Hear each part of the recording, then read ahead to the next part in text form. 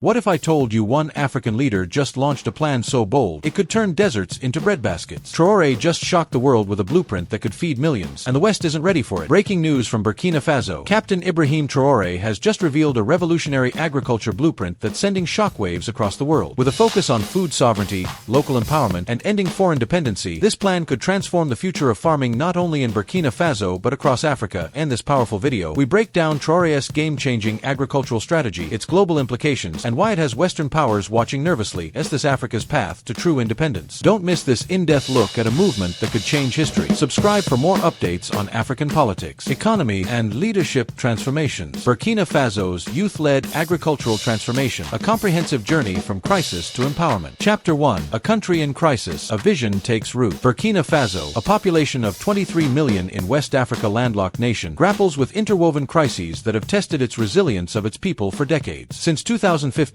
jihadist insurgencies, primarily linked to groups like Jamaat Nasser al-Islam wal Muslimin and the Islamic State in the Greater Sahara, have destabilized the northern and eastern regions, including Sahel, and Bouclé du Mouhan. By 2025, over 2.5 million people, more than 10% of the population, are internally displaced, with 40% of rural villages abandoned. This conflict has disrupted traditional farming cycles, as herders and farmers face land access disputes and direct attacks on livestock and crops, leading to losses estimated at $2.5 billion annually. Food insecurity, a direct consequence of conflict and environmental degradation, affects 4.1 million people, with 1.5 million facing emergency-level hunger. IPC Phase 4. The country relies on rain-fed agriculture, which constitutes 80% of its agricultural output, but climate change has brought erratic rainfall patterns, prolonged droughts, and rising temperatures, accelerating desertification in the Sahel region. In 2023, cereal production, primarily millet, sorghum, fell by 25% due to poor rains, forcing Burkina Faso to import 30% of its food needs, costing $900 million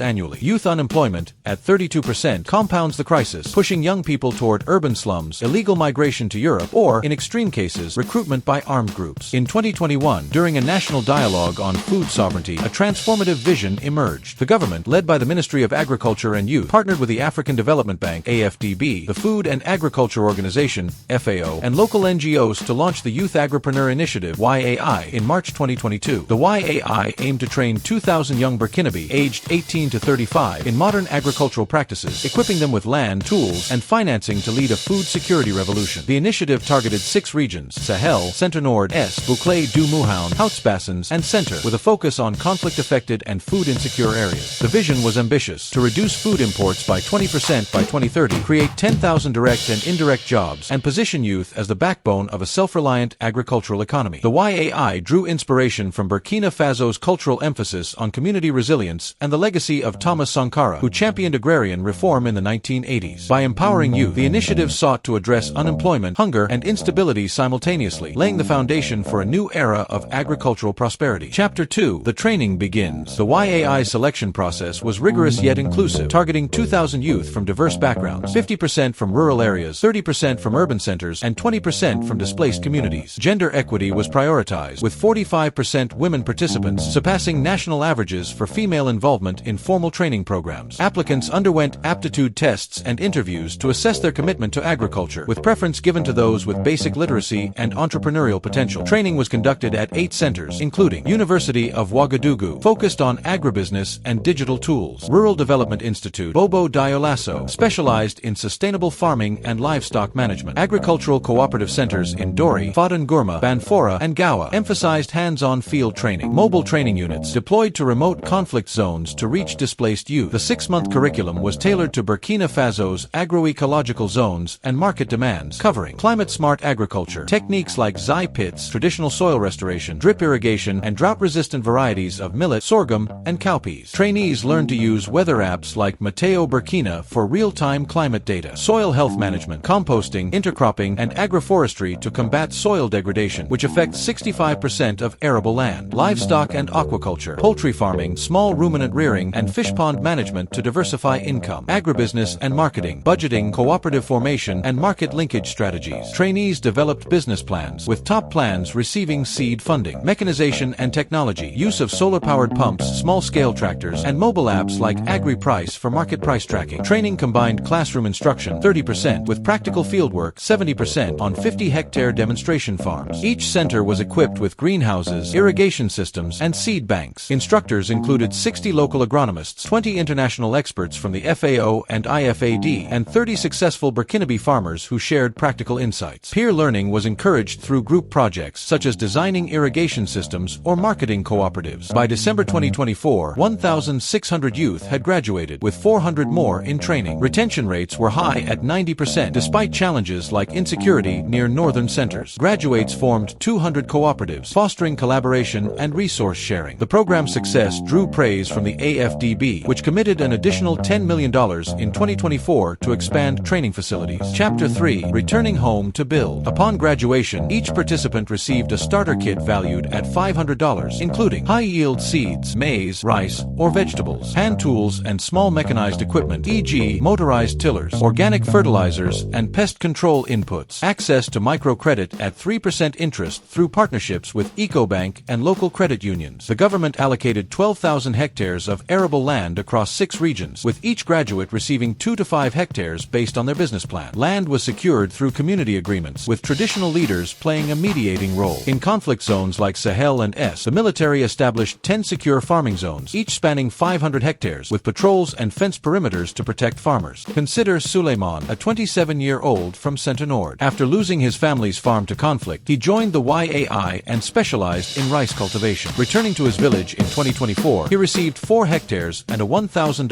loan to install a solar-powered irrigation pump. His farm now produces 2 tons of rice per season, supplying local markets and employing 3 youth. Similarly, Fatimata, a 22-year-old woman from Houtsbassens, launched a vegetable farm focusing on tomatoes and onions, earning $800 monthly and reinvesting profits into a poultry unit. By mid-2025, 75% of graduates had established operational farms, cultivating 8,000 hectares collectively. Crops included staples, maize, millet, rice, cash crops, sesame, cotton, and horticulture, tomatoes, onions, peppers. Cooperatives were instrumental, enabling bulk input purchases, shared storage facilities, and collective bargaining with buyers. For example, the Sahel Harvest Cooperative in Dori pooled resources to build a 100-ton storage unit, reducing post-harvest losses from 30% to 10%. Challenges persisted. Older farmers, skeptical of modern methods, sometimes resisted land allocation to youth. The YAI introduced mentorship programs, pairing graduates with veteran farmers, which improved acceptance rates by 60%. Insecurity disrupted 15% of farms in northern regions, prompting the program to offer crop insurance covering conflict-related losses. Despite these hurdles, the initiative created 4,500 jobs, including farm labor and cooperative roles, by early 2025. Chapter 4: A Continental Model. The YAI's success has positioned Burkina Faso as a leader in youth-driven agricultural transformation, offering a blueprint for Africa's 400 million youth. The initiative's strengths include holistic design, combining training, land access, financing, and market linkages. Conflict sensitivity, operating in insecure areas with secure zones and community engagement. Scalability, modular training and cooperative models adaptable to diverse contexts. Inclusivity, strong representation of women and marginalized groups. In 2024, the African Union's Agricultural Transformation Summit in Addis Ababa showcased the YAI as a model for achieving the Malabo Declaration's goals of doubling agricultural productivity and having youth unemployment by 2025. Delegations from Mali,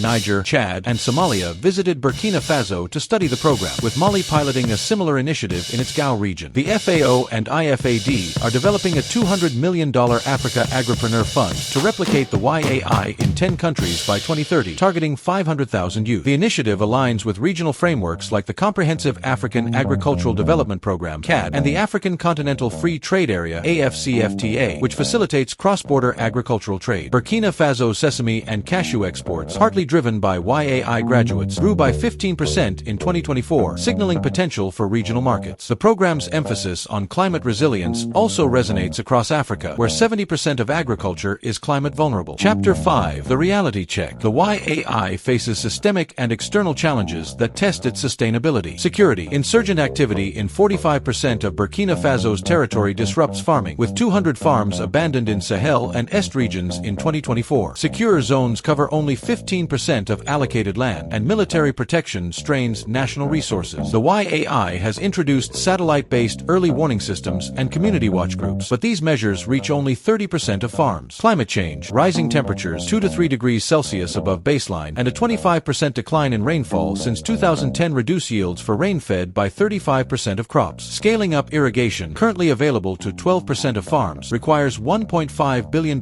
in investment. Desertification affects 40% of land, necessitating costly reforestation and soil restoration. Infrastructure. Poor infrastructure, poor roads, and lack of cold storage cause 35% post-harvest losses. Only 20% of rural areas have reliable electricity, limiting mechanization and processing. The YAI is piloting solar-powered storage units, but only 150 units are equipped. Funding. The YAI's $60 million budget, 75% donor-funded, faces risks from declining aid. Domestic funding, at 1.5% of GDP, falls short of the CAD's 10% target. Private sector investment is limited, with only 10 companies engaged in agro-processing partnerships. Local support mitigates these issues. Traditional leaders secure land and resolve 85% of disputes, while NGOs like Oxfam Burkina provide seeds and training. Women's groups, such as Femmes Rurales du Sahel, advocate for female graduates, ensuring equitable resource access. However, long-term success hinges on increased government spending and diversified funding. Chapter 6. Early Harvests, Early Hope. By 2025, the YAI's impact is measurable. Demonstration farms yield 35% more than traditional farms, producing 2 tons of maize per hectare versus the national 1.2 tons. Graduates farms have cultivated 1.2 million tons of crops, including 500,000 tons of cereals and 300,000 tons of vegetables, reducing local food deficits by 20%. In Center Nord, market prices for millet and sorghum dropped by 12%, easing household budgets. Socioeconomic ripple effects are profound. Women-led farms, comprising 45% of YAI ventures, reinvest 70% of profits into education and healthcare, improving child nutrition rates by 15% in targeted communities. Cooperatives have created 6,000 jobs, including 2,500 for non-farmers in roles like transport and marketing. In Houts Bassins, the Green Future Cooperative processes 100 tons of tomatoes into paste, supplying urban markets and earning $50,000 annually. Socially, the YAI is shifting mindsets. Farming, once stigmatized as low status, is now seen as entrepreneurial, with 80% of graduates reporting increased community respect. Youth festivals in Dori and Ouagadougou celebrate agripreneurs, boosting morale. In conflict zones, the initiative has reduced youth recruitment by armed groups by 25%, as farming offers a viable alternative. Chapter 7. What's next? The YAI aims to scale up by 2030, targeting training expansion. Enroll 15,000 more youth, with new centers in Cascades and Sud-West regions. Agrohubs. Establish 60 agrohubs for processing, storage, and market access, each serving 500 farmers. The first hub in Bobo Dioulasso, opened in 2024, processes 200 tons of rice monthly. Digital innovation. Scale apps like AgriPrice and Mateo Burkina to reach 2 million users. Pilot blockchain for sesame and shea supply chains to ensure fair trade certification, targeting European markets. Value chains. Partner with 20 private companies to process crops into products like sorghum flour, vegetable oils, and animal feed, aiming for 40% value addition per farmer income. Climate resilience. Expand irrigation to 25% of farms, reforest 1,000 hectares, and introduce 10 new drought-resistant crop varieties. Nationwide expansion requires $500 million,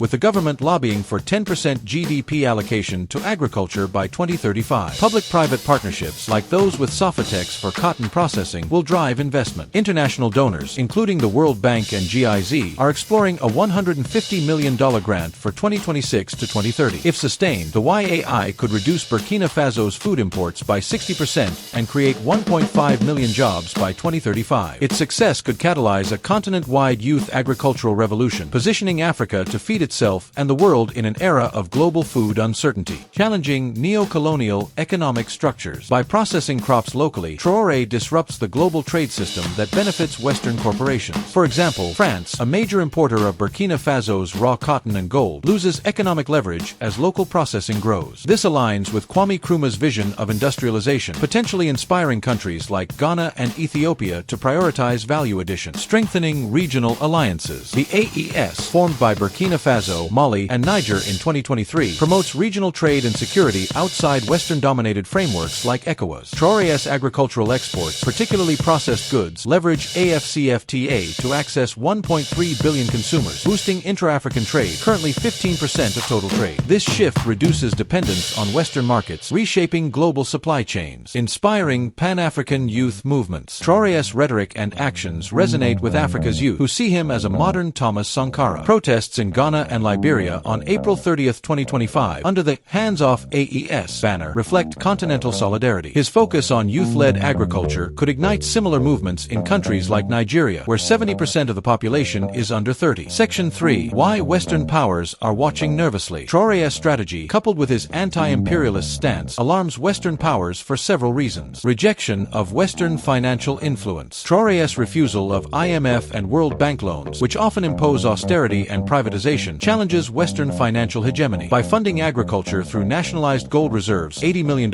and partnerships with Russia and Turkey, Burkina Faso bypasses conditionalities that have indebted African nations $1.2 trillion continent-wide. Western institutions fear losing leverage, as seen in Burkina Faso's 8% GDP growth projection for 2025 to 2043. Expulsion of Western military and economic interests. Traoré expelled French troops in February 2023, accusing them of neo-colonial interference under counter-terrorism pretexts. His pivot to Russian military support, including Africa Corps advisors, threatens France's strategic foothold in the Sahel, where it maintains bases in Chad and Senegal. Nationalizing gold mines and halting unrefined gold exports to Europe further erodes French economic interests, as Burkina Faso is Africa's fourth-largest gold producer. Geopolitical realignment. The AES's alignment with Russia and Turkey signals a shift in Africa's geopolitical alliances. Traoré's visit to Moscow in May 2025 and $88 million gold deal with Russia underscore this trend. Western powers, particularly the US and France, view this as a threat to their influence, especially after losing military bases in Mali and Niger. Claims by US AFRICOM's General Michael Langley that Traoré uses gold for junta protection rather than national benefit reflect efforts to discredit him. Fear of a domino effect. Western powers worry that Traoré's success could inspire other African nations to reject Western aid and military presence. Chad's interest in joining the AES and Togo's suspension of foreign mining permits suggest a regional ripple effect. If Burkina Faso achieves food sovereignty, it could embolden resource-rich nations like the Democratic Republic of Congo to nationalize assets, disrupting Western access to critical minerals and agricultural commodities. Media and narrative control. Western media often portray Traoré as a dictator, downplaying his reforms. Misinformation, such as unverified claims of debt clearance, complicates his image, but his popularity, evident in Ouagadougou rallies and social media support, counteracts this. The West's discomfort stems from losing narrative control, as Traoré's Pan-Africanist rhetoric gains traction online and at forums like the Russia-Africa Summit. Section 4. Is this Africa's path to true independence? Traoré's strategy offers a compelling vision for African independence, but its success and replicability face significant hurdles. Strengths supporting independence. Economic empowerment. Local processing and mechanization retain wealth, reducing dependency. Burkina Faso's GDP grew from $18.8 billion in 2022 to $22.1 billion in 2024, with agriculture contributing 20%. Youth mobilization. Engaging 60% of the population under 25 ensures long-term sustainability, addressing unemployment and migration. Regional solidarity. The AES and AFCFTA provide alternatives to Western frameworks, fostering self-reliance. Cultural resonance. Traoré's invocation of Sankara and Pan-Africanism inspires national pride, unifying diverse ethnic groups. Challenges threatening sustainability. Security. Insurgencies control 45% of Burkina Faso's territory, disrupting 15% of YAI farms. Despite claims of reclaiming 70% of territory, violence has risen 46% since 2022. Climate change. Erratic rainfall and desertification reduce yields by 35% for rain-fed crops. Scaling irrigation to 25% of farms requires $1.5 billion.